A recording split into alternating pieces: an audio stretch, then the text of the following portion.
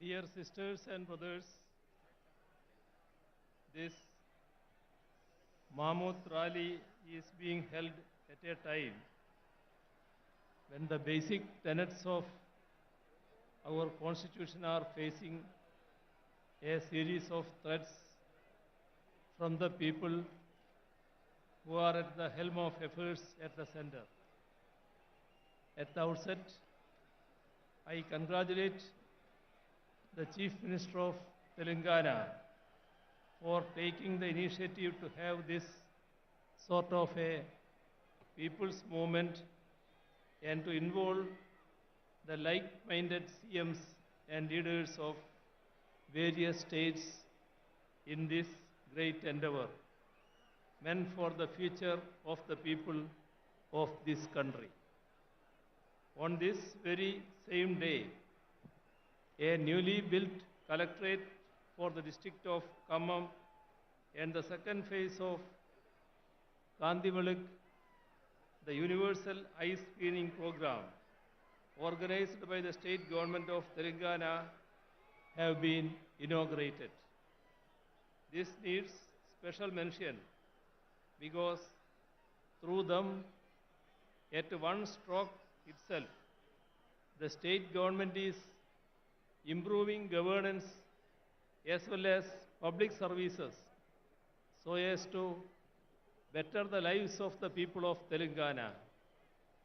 Let me state that Kerala and its people are with the state government of Telangana in all their pro-people initiatives.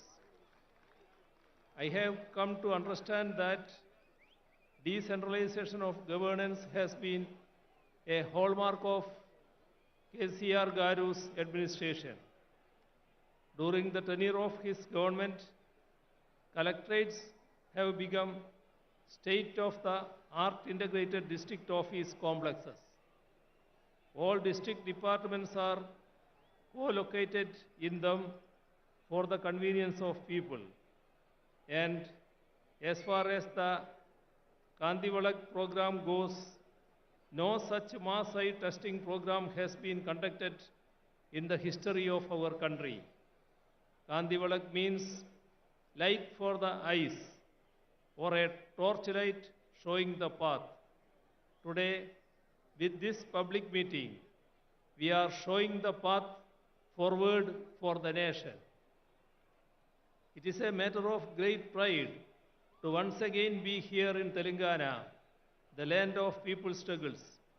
It is the heroic struggle of the peasants of Telangana in the late 1940s which placed the issue of land reforms on the agenda of the country.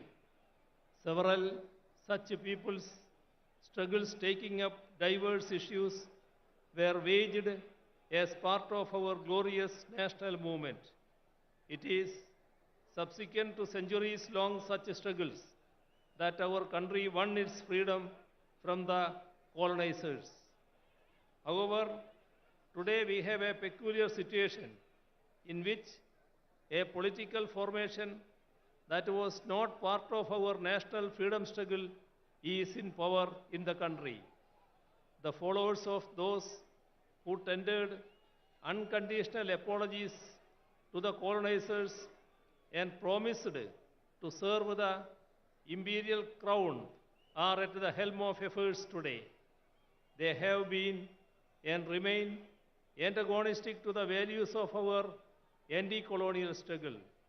Ideas such as secularism, democracy, federal structure, social justice, and equality were championed through it, and subsequently they were included in India's constitution so as to uphold the values championed by our freedom struggle. Since those in power now were not part of our collective struggles then, they do not know the values on which India has been built as a sovereign democratic republic. So, they seek to alter the basic structures on which our modern nation has been built, even as they call for celebrations such as Azadi Ka Amrit Mahotsav, to commemorate the 75th anniversary of India's independence. Amidst the glam and glitter of these celebrations, they seek to undo the very foundations of our country, our democracy, and our constitution. Our constitution starts with the preamble, in which we have enshrined the basic values that we uphold as Indians: sovereign, socialist, secular, democratic, republic, justice, liberty, equality, and fraternity. By signing various international defense agreements, they go against the concept of sovereignty. By allowing the concentration of wealth through consistent appeasement of corporates, they go against the concept of socialism. By seeking to replace parliamentary democracy with presidential form of governance, they go against the concept of democracy. By enacting laws which divide the people on communal lines, as in the case of the Citizenship Amendment Act, they thwart the concept of secularism. After the preamble comes part 1, in which we define India. It states, India, that is Bharat, shall be a union of states. The states are the basic units of India, our country. It is the union of states that creates India, our country. That is why India has a federal structure. Yet those in power think that we are a unitary state. We need to remember that their predecessors had promised to declare India as a unitary state in their manifesto published in the run-up to the 4th general election held in India in 1967. The union government is consciously trying to destroy the country's federal structure. Repeatedly, laws are being enacted by the parliament on subjects in the state list in the constitution, be it law and order, agriculture, cooperation, power, or so on. Bills that infringe upon the rights of the states are being enacted into laws, even without seeking the opinion of state governments.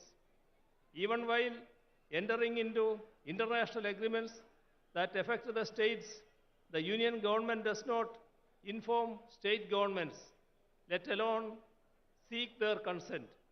Slogans such as one nation, one tax, one nation, one uniform, one nation, one election are all attacks on federal structure.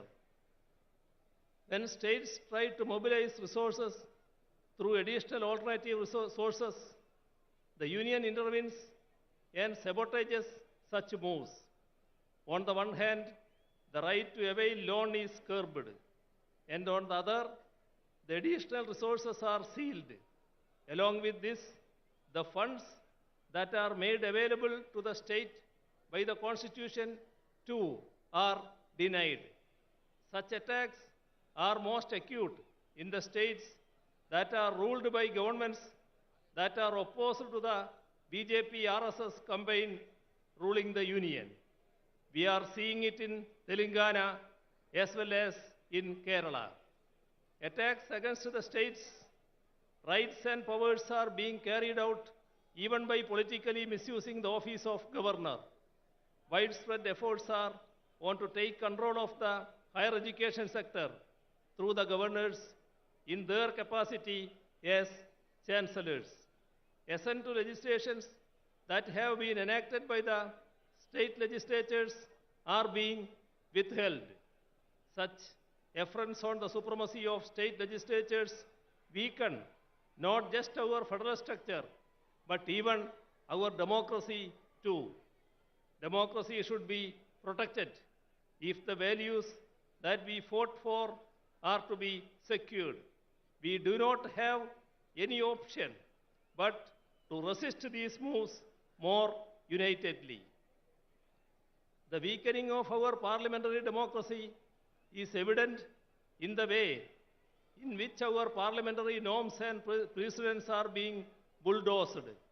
Bills are being passed without adequate discussions or calling for division in the parliament, and this weakens our parliamentary democracy. All ethics and norms of democracy are being violated. Governments that have come to power in the states by winning a majority in the assembly elections are being toppled through horse trading. Such unethical efforts to form governments in the states weaken the very foundations of our democracy, which is based on a multi-party system. Such a multi-party system is essential if we are to preserve and promote our diversities while remaining united as one. Unity in diversity is the most cherished of India's ideals. It is what has defined us as a nation right from the days of our freedom struggle. India's varied languages are the expressions of our diversities. Our mother tongues are part of our cultural identities. However, efforts are on to portray Hindi as the national language while sidelining all our native languages, be it Telugu or Tamil or Kannada or Malayalam or Bengali or Odia or Assamese or Punjabi or Urdu or Gujarati or Kashmiri and so on. Imposing Hindi by doing away with our mother tongues will affect the integrity of the nation. Even the independence of our judiciary is being attacked. The statement of the 2.2% to 0.8% infrastructure sector has declined from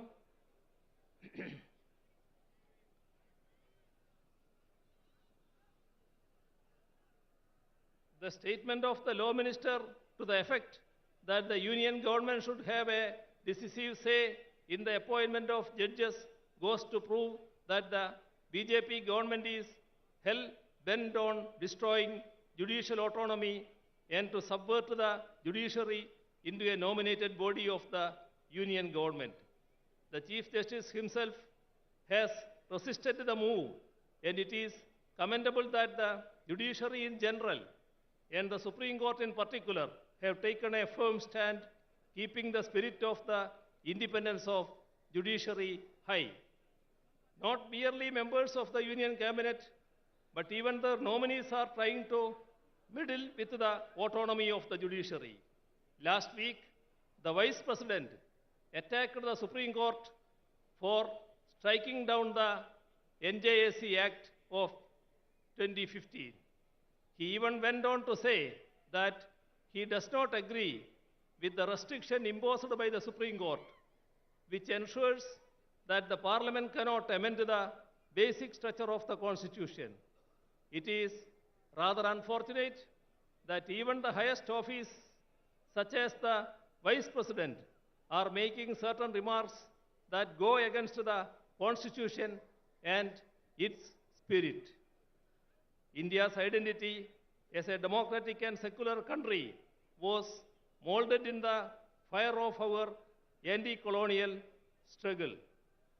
The concept of India that is inclusive of different languages and cultures emerged during our national movement. Right now, these very characteristics of India are under a grave threat. The threat is posed by the present generation of those who were sycophants of the empire but betrayers of our struggles. It was those betrayers who murdered the father of our nation. Gandhiji, a practicing Hindu, was killed by the proponents of Hindutva. That is ample proof that Hindutva is not the same as or even related to Hinduism. The religion resorting to Hindutva efforts are on to create communal polarization in the country. By creating polarization, a last-ditch effort is being made to diffuse the public anger against the misplaced policies of the Union government. The fallout of such anti-people policies are there all around us. Public sector enterprises, which are the wealth of the nation, are being sold off. In the last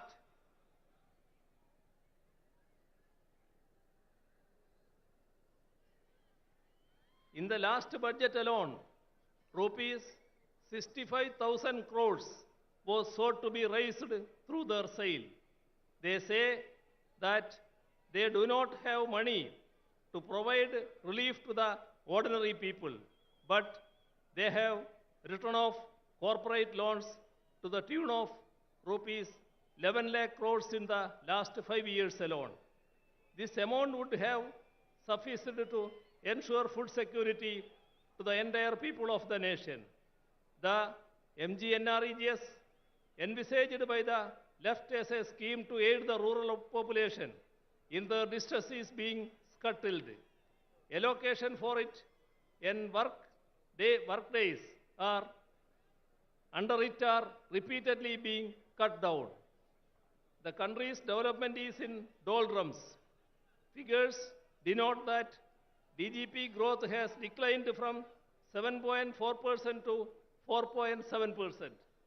Industrial growth has plummeted from 2.2% to 0.8%. Infrastructure sector has declined from 19.4% to 9.8%. With regard to foreign exchange reserves too, the country is headed for trouble.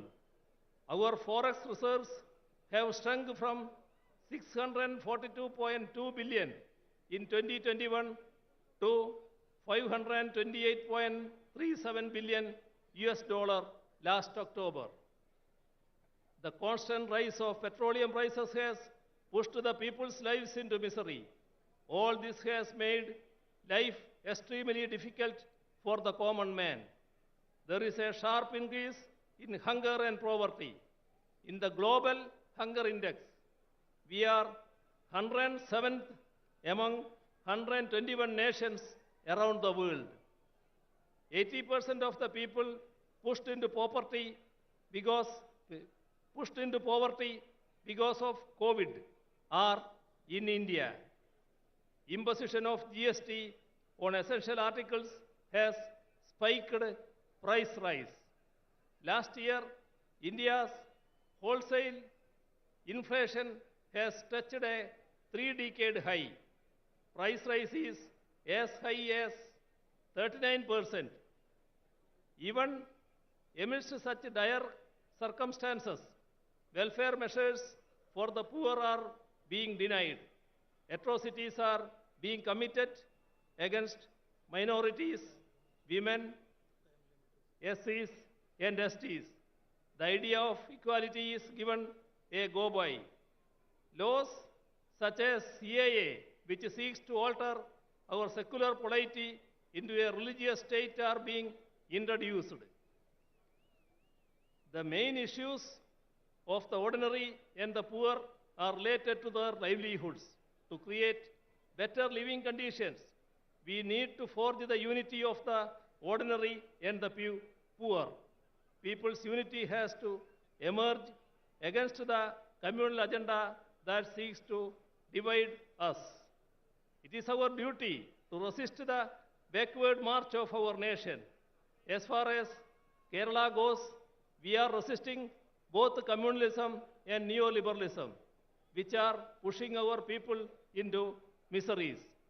We are ensuring development and welfare in a communal tension-free atmosphere so that our people can enjoy the fruits of progress and lead peaceful lives.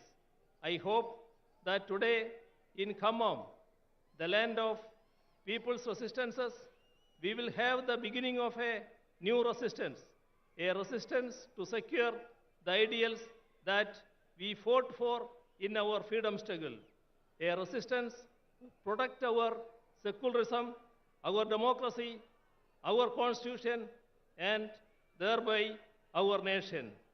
I conclude by once again extending greetings to all of you gathered here. Thank you. ధన్యవాదాలు. Sound ఎక్కువ చేయవా బాబు?